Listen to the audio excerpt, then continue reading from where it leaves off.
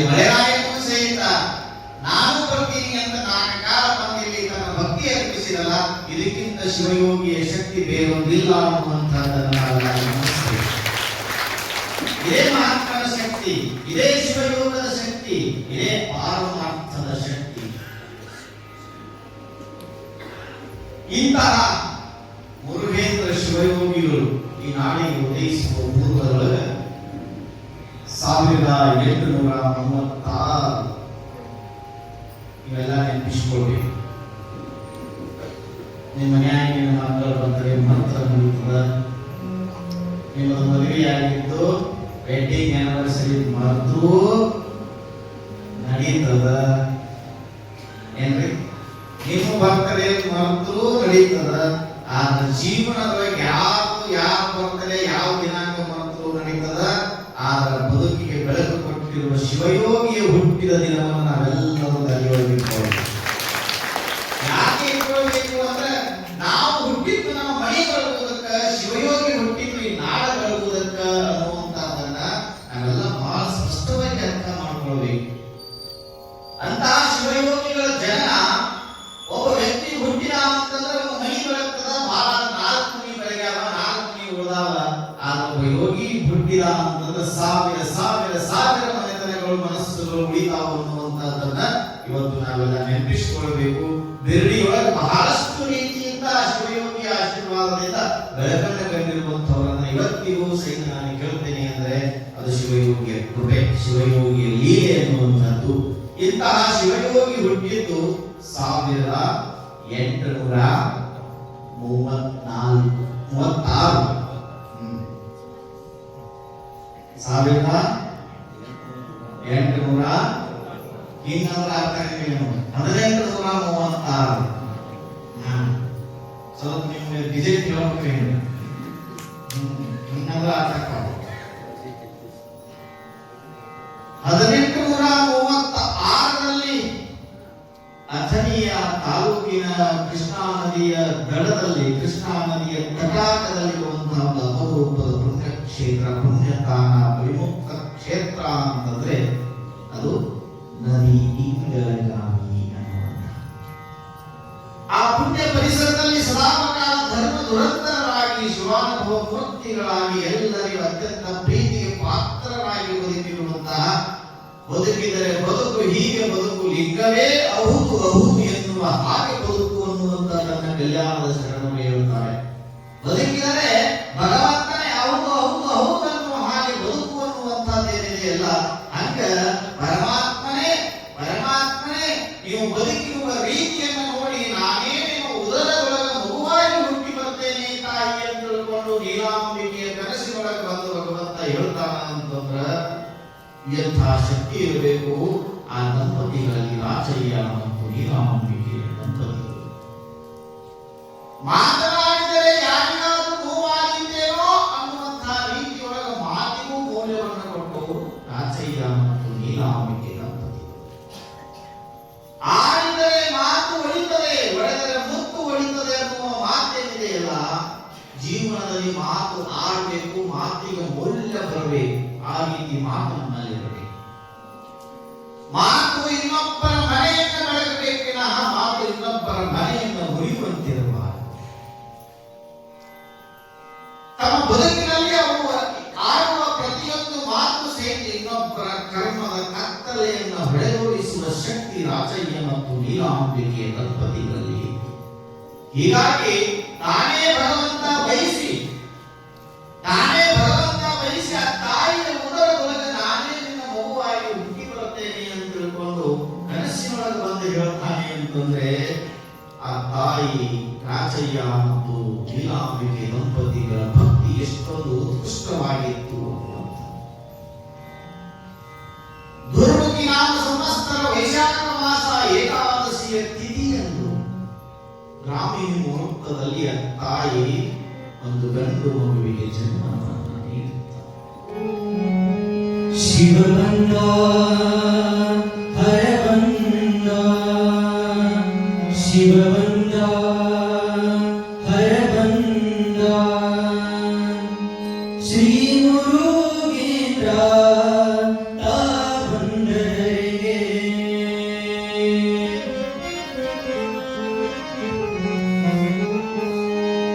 ಶಿವಬಂದ ಹರಬಂದ ಶಿವಬಂದ ಹರಬಂದ ಶಿವಬಂದ ಹರಬಂದ ಗುರುಬಂದ ಹರೇ ಶ್ರೀ ಮುರುಗೇಶ ಬಂದರೇ ಶ್ರೀ ಮುರುಗೇಶ ಬಂದರೇ ಶಿವಬಂದ ಹರಬಂದ ಶಿವಬಂದ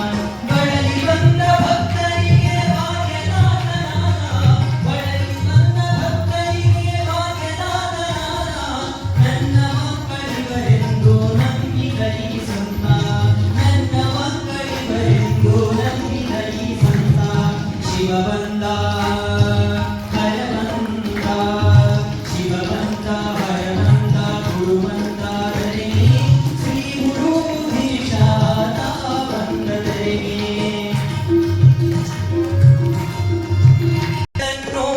ಸುಟ್ಟು ಅಷ್ಟವರ್ಣಗಳಲ್ಲಿ ನಿಷ್ಠೆ ಇಡು ಎಂದ ಅಷ್ಟಮದಗಳನ್ನು ಸುಟ್ಟು ಬೀಡೆಂದ ಮುರುಗೇಶನ ಪಾದಕ್ಕೆಂದು ಶಿವಬಂದ ಹರಬಂದ ಗುರುಬಂದ ಧರೆಗೆ ಯೋಗೇಶ ಬಂದರಿಗೆ ಯೋಗೇಶ ಗಾವಿಗೆ ಯಾವ ರೀತಿಯಾಗಿ ಬಂದ ಶಿವಯೋಗಿ ಅಂದ್ರೆ ಹರಬಂದ ಗುರುಬಂದ ಶಿವಬಂದ ವ್ಯಕ್ತಿಯನ್ನ ಈ ಜಗವನ್ನ ಬೆಳಗಲಿಕ್ಕೆ ಬಂದಿರುವಂತಹ ಮಹಾನ್ ಶಕ್ತಿ. ಆಗಿನ ಕಾಲದೊಳಗ ಹುಟ್ಟಿದ ಕೂಡಲೇ ಒಬ್ಬ ಗುರು ಸನ್ಯಾಸಿ ಒಬ್ಬ ಯೋಗಿ ತ್ಯಾಗಿ ಸಾಧು ಮನೆಗೆ ಬಂದು ಆಶೀರ್ವಾದ ಮಾಡ್ತಿದ್ದೆ. ಗುರುಗಳ ಸಾನ್ನಿಧ್ಯದಲ್ಲಿ ಮಗುವಿಗೆ ನಾಮಕರಣವನ್ನು ಮಾಡ್ತಿದ್ರು. ಒಂದು ಕಾಲದಲ್ಲಿ ಅವರು ಬಂದವರು ಸಾಮಾನ್ಯವಾಗಿ ಇರ್ತಿರಲಿಲ್ಲ. ಬಂದವರು ಕೇವಲ ಮಗುವಿನ ಮುಖವನ್ನ ನೋಡಿ ಈಗಿವ ಸಂಸಾರಿ ಆಗ್ತಾನೆ, ಈತ ಸನ್ಯಾಸಿ ಆಗ್ತಾನೆ ಅನ್ನುವಂಥದ್ದನ್ನ ಯಾವ ಜಾತಕವಿಲ್ಲದೆ ಆತನ ಜನ್ಮದ ರಹಸ್ಯವನ್ನು ಗುರುಗಳು ಹೇಳಿ ಆಶೀರ್ವಾದ ಮಾಡಬೇಕು. ರಾಜಯ್ಯ ಮತ್ತು ನೀಲಾಂಬಿಕೆಯ ದಂಪತಿಗಳಿಗೆ ಮೊದಲು ಇಬ್ಬರು ಮಕ್ಕಳಿದ್ದರೂ ಸಹಿತ ಅವರಲ್ಲಿ ಯಾವುದೇ ರೀತಿಯಾಗಿರುವಂತಹ ಬ್ರಹ್ಮಚಾರತ್ವ ಸನ್ಯಾಸದ ಯೋಗ ಅವರ ಮುಖದಲ್ಲಿ ಅವರ ಬದುಕಿನಲ್ಲಿ ಇರಲಿಲ್ಲ. ಬಂದಿರುವಂತಹ ಮೂರನೆಯ ಮಗು ಏನಿದೆ ಇಲ್ಲ, ಅದು ಕೇವಲ ನದಿಗಳ ನಾವಿಯನ್ನು ಬೆಳಗುವುದಕ್ಕಾಗಿ ಎಲ್ಲ ಇಡೀ ವಿಶ್ವವನ್ನೇ ಬೆಳಗುವಂತಹ ಒಬ್ಬ ರೂಪದ ವ್ಯಕ್ತಿ ಈ ಕೂಸು ಅನ್ನುವಂತಹದನ್ನು ಬಂದಿರುವಂತಹ ಗುರುಗಳು ಆಶೀರ್ವಾದ ಮಾಡ್ತಾರೆ. ಹುಟ್ಟಿರುವಂತಹ ಮಗು ಕೇವಲ ಬಾಗೋಜಿ ಮಠ ಅನ್ನುವಂತಹ ಮನೆತನಕ್ಕೆ ಮಾತ್ರ ಸಂಭ್ರಮ ಸೀಮಿತವಾಗಿರಲಿಲ್ಲ. ಇಡೀ ನದಿ ಇಂಗಳಗಾಮಿಯ ಜನರಿಗೆ ಈ ಊರಿನ ದೈವ ಅನ್ನುವ ರೀತಿಯೊಳಗ ಸಂಭ್ರಮದ ರೀತಿಯೊಳಗ ಆ ಮಗು ಜನನದ ಆಗಮನದ ಘಳಿಗೆಯನ್ನ, ಅದು ಪುಣ್ಯದ ಘಳಿಗೆ, ಈ ನಾಡಿಗೆ ಸಂಕ್ರಮಣದ ಕಾಲ ಅಂತ ನಾವು ಕರೀತೇವೆ. ಅದೊಂದು ಹಬ್ಬದ ವಾತಾವರಣ ಅಂತ ನಾವು ಕರೀತೇವೆ. ಈ ನಾಡಿನಲ್ಲಿ ಕಾರ್ತಿಕದ ಕಗ್ಗತ್ತಲೆ ಅಂತ ಏನು ಕರೀತೀವಿ, ಆ ಕಗ್ಗತ್ತಲೆಯಲ್ಲಿ ದೀಪದ ಬೆಳಗಾಗಿ ಬಂದವರು ನದಿ ಬೆಳಗಾವಿಯ ಆ ಪುಣ್ಯದ ಪುರುಷ. ಹುಟ್ಟಿರುವಂತಹ ಕೂಸಿಗೆ ಸಾಮಾನ್ಯವಾಗಿ ಗಂಡು ಹುಟ್ಟಿತು ಅಂತಂದ್ರೆ ಎಷ್ಟು ದಿವಸಕ್ಕೆ ಇರ್ತಾರೆ? ಗಂಡು ಹುಟ್ಟಿದ 12 ದಿವಸ ನಮಗೇನು ಬರ್ತಿರ್ತದೆ? ನಾವು ಹೇಳ್ತಾರೆ ಗಂಡು ಹುಟ್ಟಿದ ಇಷ್ಟ ದಿವಸಕ್ಕೆ ಹೆಸರು ಇಡಬೇಕು, ಹೆಣ್ಣು ಹುಟ್ಟಿದ ಇದು ಒಂದು ಪದ್ಧತಿ ಅದ. ನಮ್ಮಲ್ಲಿ ಹೆಣ್ಣು ಹುಟ್ಟಿದ ಜಿಲೇಬಿ, ಗಂಡು ಹುಟ್ಟಿದ ಬೇಳೆ. ಹೆಂಗೆ? ಗಂಡು ಹುಟ್ಟಿದ ಬೇಳೆ, ಹೆಣ್ಣು ಹುಟ್ಟಿದ ಯಾಕೆ? ಈ ಮಂದಿ ಹಿಂಗೆ ವ್ಯತ್ಯಾಸ ಮಾಡಿ ಹಿಂಗೆ ಬಂದು ಹೋಗ್ತೀವಿ. ಸಮಸ್ಯೆ ಈಗ ಯಾಕಂದ್ರೆ ನನಗೆ ಇನ್ನೂ ತನಕ ತಿಳಿದೇ ಇಲ್ಲ ಯಾಕೆ ಬೇಳೆ ಯಾಕೆ ಜಿಲೇಬಿ ಅನ್ನೋದು ತಿಳಿವ. ತಾರತಮ್ಯತೆ ನಮ್ಮಿಂದ ದೂರ ಆಗಬೇಕು. ಯಾವ ಕಾಲದೊಳಗೆ ಒಂದು ಹೆಣ್ಣನ್ನ ಹೀಯಾಳಿಸಿ ಕಟ್ಟಿತ್ತೋ ಈ ಸಮಾಜ, ಯಾವ ಕಾಲದೊಳಗೆ ಹೆಣ್ಣಿಗೆ ಅಗೌರವ ತೋರಿತ್ತೋ ಇದೇ ಸಮಾಜ, ಇವತ್ತು ಒಂದು ಹೆಣ್ಣು ಮನಸ್ಸು ಮಾಡಿದರೆ ಜಗವನ್ನ ಆಳಬಲ್ಲಳು ಅನ್ನುವಂಥದ್ದನ್ನ ಇವತ್ತಿನ ನಿರ್ಮಾಣದಲ್ಲಿ ಕಾಣ್ತಾ ಇದ್ದೇವೆ. ಬೇಕು ಪುರುಷ ಮತ್ತು ಸ್ತ್ರೀ ಇವರಿಬ್ಬರು ಇದ್ದಾಗ ಮಾತ್ರ ಈ ಜಗತ್ತು ನಿರಾತಂಕವಾಗಿ ನಡೆಯಲಿಕ್ಕೆ ಬೆಳವಣಿಗೆಯಾಗಲಿಕ್ಕೆ ಸಾಧ್ಯ. ಇಲ್ಲಿ ನದಿ ಇಂಗಳಗಾಮಿಯಲ್ಲಿ ಹುಟ್ಟಿರುವಂತಹ ಕೂಸು 12 ದಿವಸಕ್ಕೆ ಒಂದು ಸಂಭ್ರಮದ ವಾತಾವರಣ. ಈ ಹಂಗೆ ಕೊಟ್ಟ ಏನೇನೋ ಕೊಟ್ಟಾರ, ನಾವೆಲ್ಲ ಹೇಳ್ತಾರ, ಅದೆಲ್ಲವೂ ಸಹಿತ ಸಂಭ್ರಮದಿಂದ ನಾ ಮಣ್ಣಿಂದ ಹೇಳಾಕತ್ತಿದ್ದೆ. ಯಾರೇನು ಕೊಡ್ತೀರಿ ಹೇಳ್ರಿ, ಯಾರೇನು ಕೊಡ್ತೀರಿ ಹೇಳ್ರಿ ಅಂತ ಹೇಳಿ ಊರಾಗಿನ ಪಂಚು ಹಿರಿಯರ ನಮ್ಮ ಮಂದಿ ಹೇಳಿಕೊಡು ಭಕ್ತರಾಗ್ಲಿ, ಹೇಳದೇ ಕೊಡುವಂತ ಭಕ್ತರು ನಮ್ಮ ಬೆಳ್ಳಿ ಭಕ್ತರು ಅಂತ ಬಹಳ ಖುಷಿ ಆಯ್ತು. ನಾ ಬಂದ ತಕ್ಷಣ ನಮ್ಮ ಹಳೆ ಮಾವಗಳು ಬರ್ಕೊಳಕತ್ತಿದ್ದು ನೋಡಿನ ಅದು ಇಷ್ಟ ಹಾಲಿನದು ಬೇಕು. ನಾ ಅಂದೆ ಇದು ಬಹಳ ಭಕ್ತಿಯ ಊರದ ಗಡಿ ಅನ್ನುವಂಥದ್ದನ್ನ ಈ ಸಂದರ್ಭದಲ್ಲಿ ನಾನು ಬಹಳ ಹೆಮ್ಮೆಯಿಂದ ಈ ಮಾತನ್ನು ಹೇಳೋದಕ್ಕೆ ಇಚ್ಛೆ ಪಡ್ತೇನೆ. ಇಂತಹ ಅಪರೂಪವಾಗಿರುವಂತಹ ಪುಣ್ಯದ ಗಳಿಗೆಯ ಸಂಭ್ರಮದ ವಾತಾವರಣ ನದಿ ಇಂಗಳಗಾಮಿಯಲ್ಲಿ ನಡೀತದೆ. 12ನೇ ದಿವಸಕ್ಕೆ ಆ ಮಗುವಿಗೆ ಏನ್ ಮಾಡ್ತಾರೆ? ನಾಮಕರಣವನ್ನು ಮಾಡ್ತಾರೆ. ಹೆಸರು ಇರೋದು ತೊಟ್ಟಿಲು ಏನ್ರಿ? ತೊಟ್ಟಿಲು ಜೀವನದ ಮೊದಲ ಮೆಟ್ಟಿಲು ಅಂತ ಹೇಳ್ತಾರೆ. ತೊಟ್ಟಿಲು ಜೀವನದ ಮೊದಲ ಮೆಟ್ಟಿಲು. ಹುಟ್ಟಿದಾಗ ಏನ್ ಕಟ್ಟೋದು? ಲಿಂಕ್ ಕಟ್ಟೋದು. ಕಟ್ಟುವ ಯಾರಿಗ ಅವ್ರು ಕಟ್ಟಿದ ಸ್ವಾಮಿಗಳು ಜೀವಂತದ ಸಹಿತ ಕಟ್ಕೊಂಡವ್ರ ಲಿಂಕ್ ಏನಾರ ಬಂತು. ಕಟ್ಟಿದವ್ರ ಲಿಂಗ ಕಟ್ಟಿದವ್ರ ಸ್ವಾಮಿಗಳು ಜೀವಂತದ ಬೇಕಾಗ ಆಗ ಕಟ್ಸುವಂತವ್ರ ಲಿಂಕ್ ಏನಾರ ಗೊತ್ತಿಲ್ಲ. ಏನು ಯಾವ ಯಾರಿಗ ಬಟ್ ಜೀವನ ಅದ ಖುಷಿ ನಮ್ಗೆ. ಅವ್ ಲಿಂಕ್ ಬರ್ತಾವ ಹೋಗ್ತಾವ.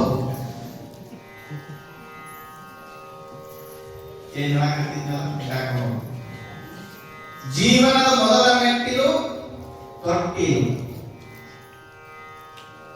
ಮೊದಲು ತೊಟ್ಟಿಲನ್ನು ಕಟ್ಟುತ್ತಾ ತೊಟ್ಟಿಲ ಮೇಲೆ.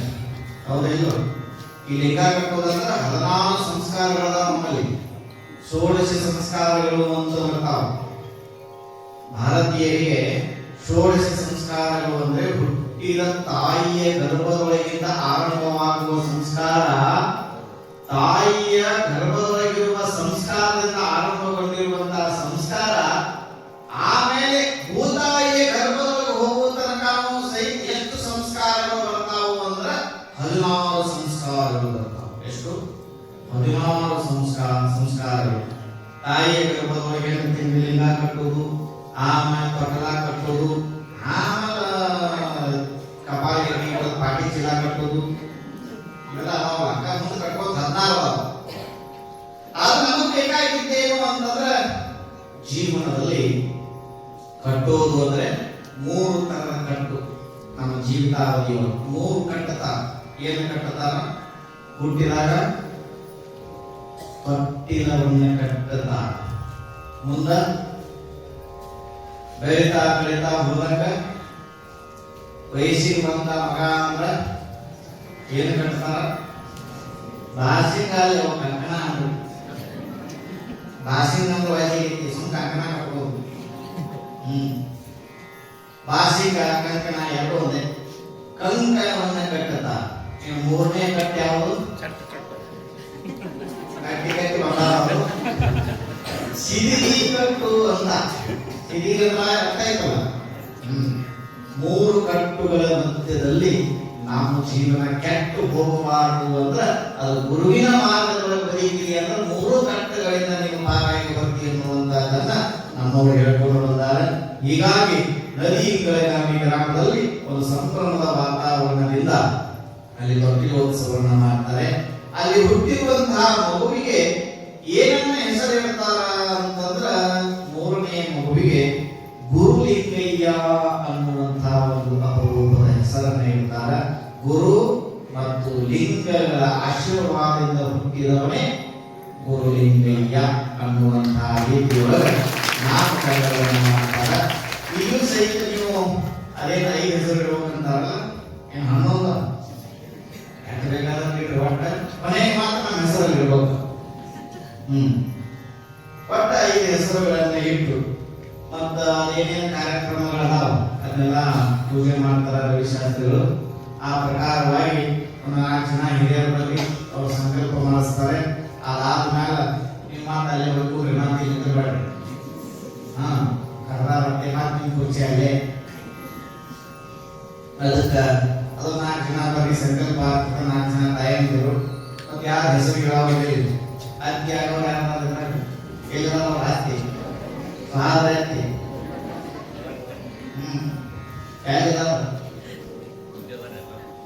ಎಲ್ಲ ಒಬ್ಬರು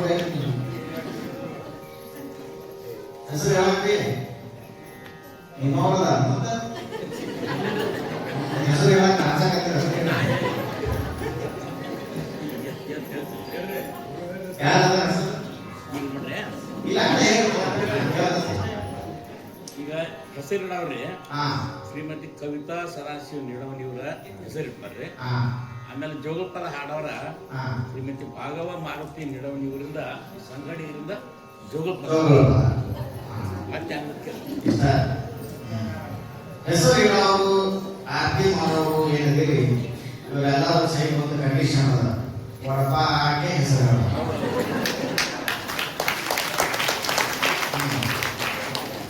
ಅದು ಸಂಭ್ರಮದಿಂದ ಮೈ ಕೊಡ್ತೀವಿ ನಾವು. ಬದಲು ನೀವ ಕಾಣ್ಬೋದ ನಾವು ನಾವೇ ಕೇಳಬೇಡ್ರಿ. ನಾವಿಲ್ಲೇ ಇಲ್ಲ ಮುಂದಿನ ಅದಕ್ಕೆ ವಡಪ ಹಾಕಿ ಹೆಸರು ಹೇಳಬೇಕು. ಅದೊಟ್ಟು ಸಂಭ್ರಮ. ಇದು ಸುಮ್ಮನೆ ತೊಟ್ಟಿಲವನ್ನ ಮಾಡುವಂತದ್ದು ಅಂತ ಭಾವಿಸಬೇಡಿ. ಇದೊಂದು ಶಿವಯೋಗಿಯ ಜನ್ಮದ ತೊಟ್ಟಿಲೋತ್ಸವವನ್ನು ಮಾಡಕತ್ತೀವಿ ಅನ್ನುವಂಥದ್ದು. ಈ ತೊಟ್ಟಿಲ ತೂಗುವ ಸಂದರ್ಭದಲ್ಲಿ ಒಂದು ಮನಸ್ಸಿನೊಳಗೆ ಒಂದು ದಿವ್ಯ ಸಂಕಲ್ಪ. ನಾನು ಹೇಳಿದ್ದಲ್ಲ, ಕೈಯೊಳಗೆ ಪುರಾಣ ಹಿಡಿದಾಗ ಏನು ಸಂಕಲ್ಪ ಬಂದಿತ್ತು, ಆ ಸಂಕಲ್ಪದ ಪರಿಣಾಮ 4 ಹನಿಗಳು ಈ ಮಹಾದೇವನ ಸನ್ನಿಧಾನದೊಳಗ ತನ್ನ ತಾನೇ ಬಂದು ಅಂತಂದ್ರೆ ಆ ಶಿವಯೋಗಿಯ ಶಕ್ತಿಯೊಳಗೆ ಇಂಥ ಶಕ್ತಿ ಐತಿ ಅಂದ್ರೆ